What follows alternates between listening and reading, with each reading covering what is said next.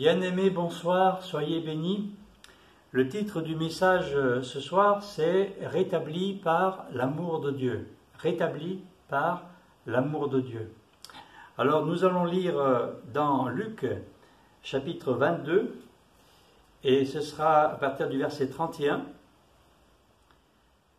Jésus a annoncé sa mort, et il va dire à Simon, « Simon, Simon, Satan vous a réclamé pour vous passer au crible comme le blé.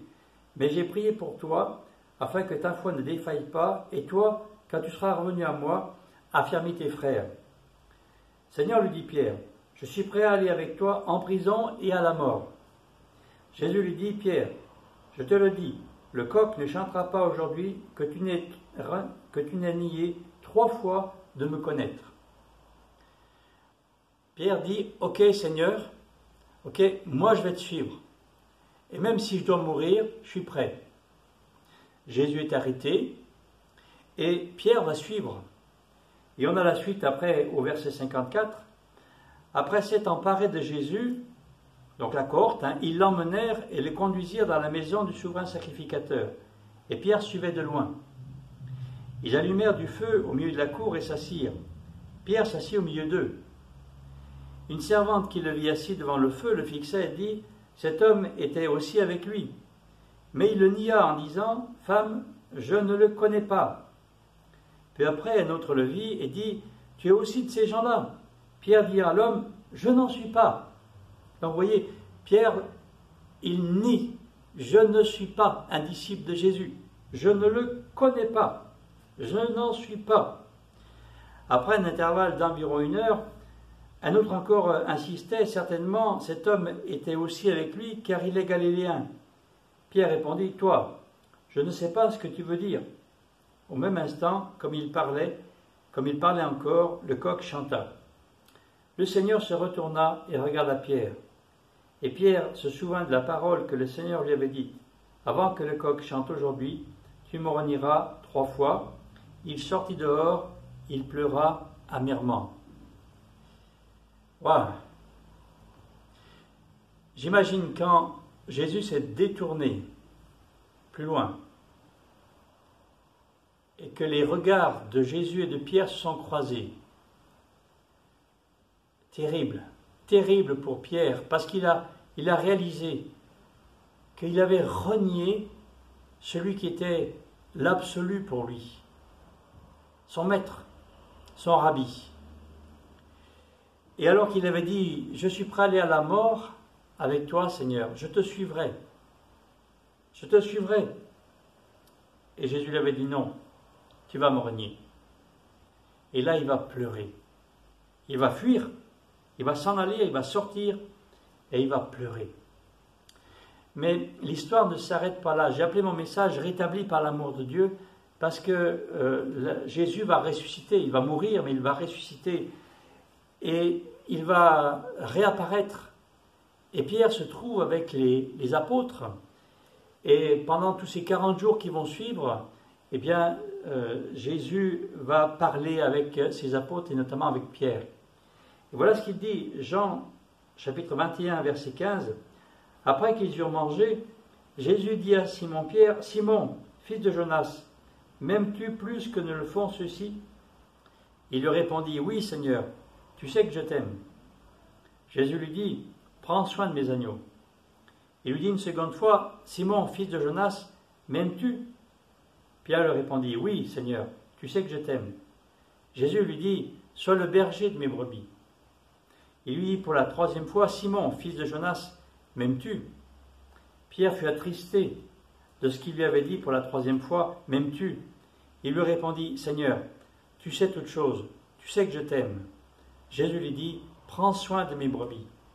En vérité, je te le dis, quand tu étais plus jeune, tu attachais toi-même ton vêtement, tu allais où tu voulais. Mais quand tu seras vieux, tu étendras tes mains, et un autre te l'attachera et te mènera où tu ne voudras pas. » Il dit cela pour indiquer par quelle mort Pierre glorifierait Dieu. Après avoir ainsi parlé, il lui dit, donc Jésus lui dit, « Suis-moi. » Suis-moi. Ça voulait dire, je te rétablis dans l'appel. Je te rétablis.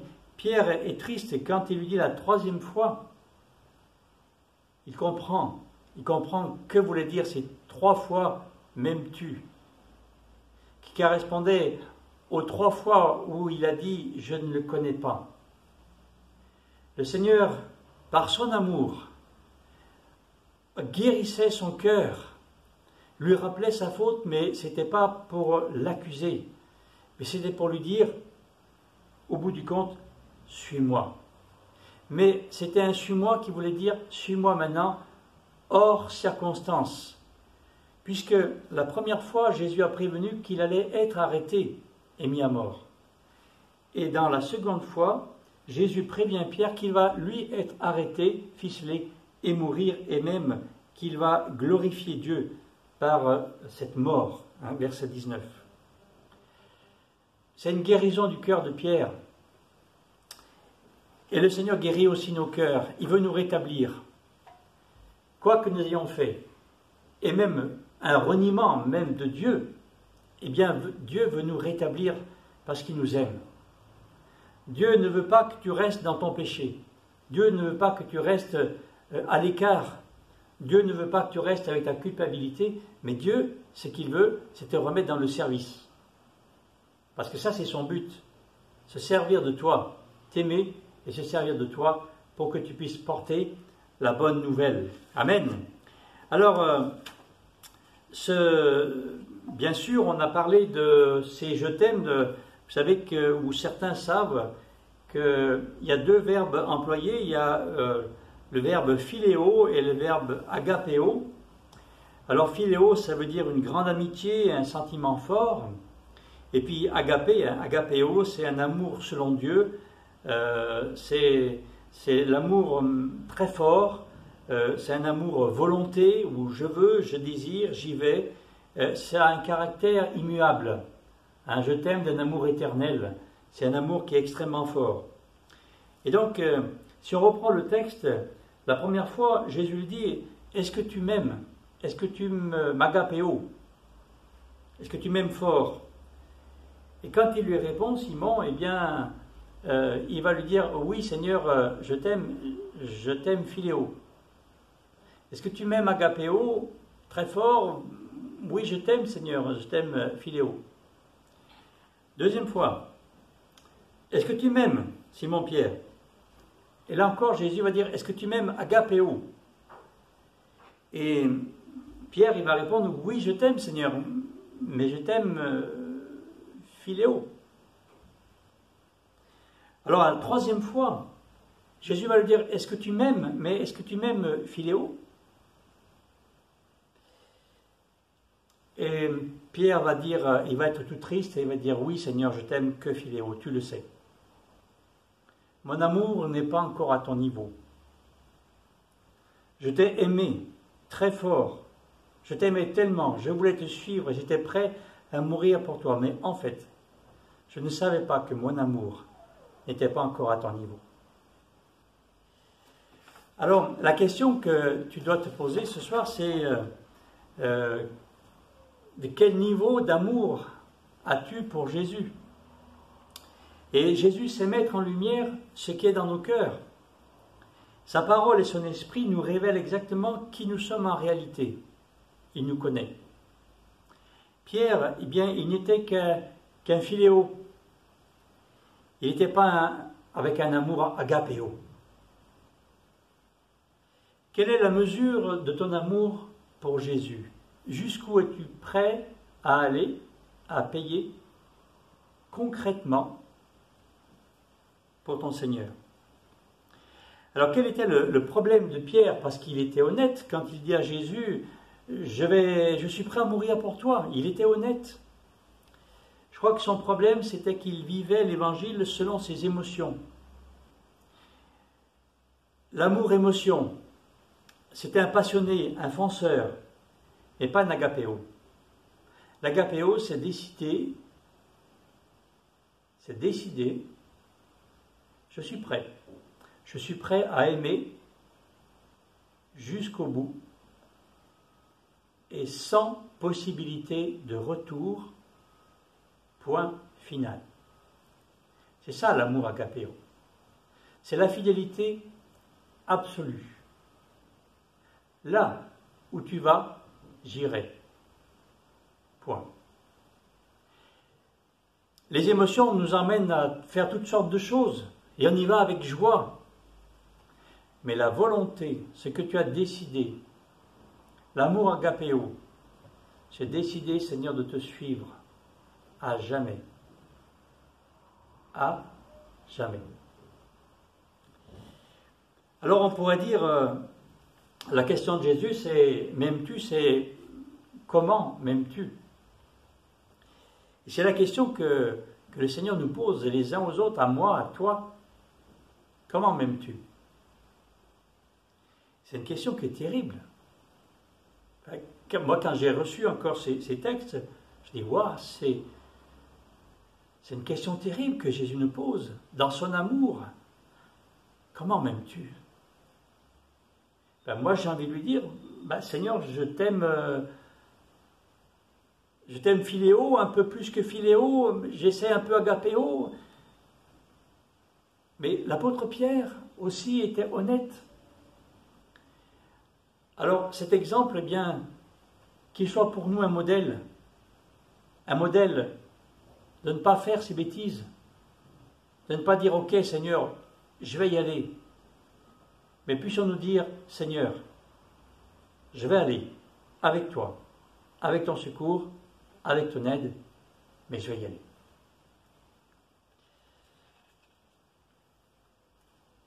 C'est par l'amour que la relation Pierre-Jésus va être établie. Moi j'imagine, Pierre était là avec les autres quand Jésus apparaissait, il était là, ils mangeaient même ensemble. Jésus parlait avec eux et moi j'imagine le cœur de Pierre. Pierre, son cœur n'était pas bien. Parce que la culpabilité était là, la tristesse. Mais le Seigneur ne veut pas nous laisser dans la tristesse. Si tu n'as pas assuré à un moment donné de ta vie, tu n'as pas assuré, franchement, avec Dieu ou avec ton prochain, tu n'as pas assuré dans tes responsabilités, dans ce à quoi tu t'étais engagé, tu n'as pas assuré. Mais Dieu ne veut pas te laisser comme ça. L'amour de Dieu veut te rétablir, veut te guérir. 3 reniements, je ne connais pas cet homme. 3 reconnaissances de l'état de son cœur, oui, je t'aime, Seigneur Jésus. J'ai failli, mais je t'aime. Jésus va guérir son cœur de ces 3 fautes. 1 Pierre chapitre 4 verset 8 dit « L'amour couvre une multitude de péchés. » C'est par l'amour que Jésus guérit nos cœurs, nos erreurs, nos fautes, nos reniements, nos péchés. Simplement, il suffit, comme Pierre, de le reconnaître. J'ai envie de dire que Jésus, c'est le meilleur des psychologues. Non pas que les psychologues ne fassent pas du bon travail, au contraire. Mais Jésus est certainement le meilleur. Un acte délictueux remplacé par un acte d'amour. Jésus va transformer un moment où tu as fait quelque chose de mal, le transformer pour que ça te projette pour aller encore plus loin avec lui. Suis-moi, dit Jésus. Suis-moi. Maintenant, tu vas me suivre autrement. Je crois que, comme Jacob, Pierre va être toute sa vie un boiteux. Un boiteux parce qu'il va se rendre compte qu'il a réellement fait quelque chose de mal. Il a renié le Seigneur. Mais il a été rétabli. Alors toute sa vie, eh bien, il restera dans l'humilité. Et quand on lit après les épîtres de Pierre, quelle humilité il y a dans cet homme. Simplement parce que sa fougue, son orgueil un peu, eh bien, il a été cassé. Chaque être humain doit être brisé. L'orgueil de l'être humain doit être brisé. Qui sommes-nous? Nous sommes des pécheurs. Pécheurs, mais sauvés par grâce. Aimés par Dieu. Et c'est ça qui est notre carburant. C'est ça qui est la source de ce que nous faisons pour lui. C'est ça qui nous donne d'avoir envie d'aller jusqu'au bout avec lui, quel que soit le prix à payer. Alors Pierre est triste, et quand il lui dit la troisième fois, tu m'aimes donc que Philéo, oui, il est triste. Mais en même temps, quand Pierre lui dit, suis-moi, voilà ce qui va t'arriver. Alors Pierre se dit, je suis rétabli. Je suis rétabli dans l'appel. Je suis rétabli dans l'amour. Je suis rétabli dans le bras dessus, bras dessous avec Jésus comme on était auparavant. Merci Seigneur. Alléluia. Et puis alors il lui dit, première fois Jésus lui dit, tu ne m'aimes finalement que Philéo. Il va lui dire, ça suffit pour prendre soin de mes nouveaux-nés, c'est-à-dire de mes nouveaux convertis, paie mes agneaux. Deuxième fois, il va lui dire encore, finalement, tu ne m'aimes que Philéo, puisque c'est ce qu'il lui dit, Pierre. Jésus va lui répondre, tu pourras aussi être un pasteur de mes brebis, de l'ensemble. Et la troisième fois, où encore là, il y a la réponse, seulement Philéo. Alors Jésus lui dit, tu vas prendre soin de toutes mes brebis. C'est toi qui vas aller de l'avant avec mon troupeau. Toi, suis-moi. Suis-moi dans le service.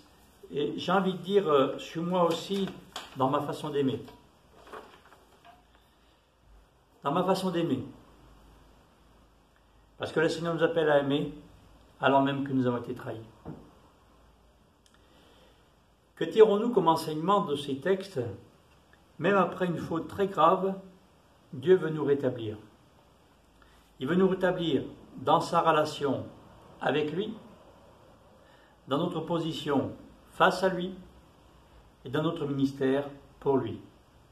Quel que soit le service auquel le Seigneur t'appelle, quel que soit ce service, le Seigneur te rétablit dans le service que le Seigneur t'appelle à faire pour lui.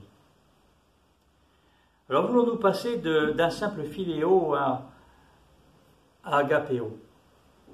De quelle manière aimons-nous le Seigneur? Avec beaucoup d'émotions. Et quand les émotions ne sont plus là, on n'aime plus. On redescend comme un soufflé au fromage qui redescend comme ça, en piteux état.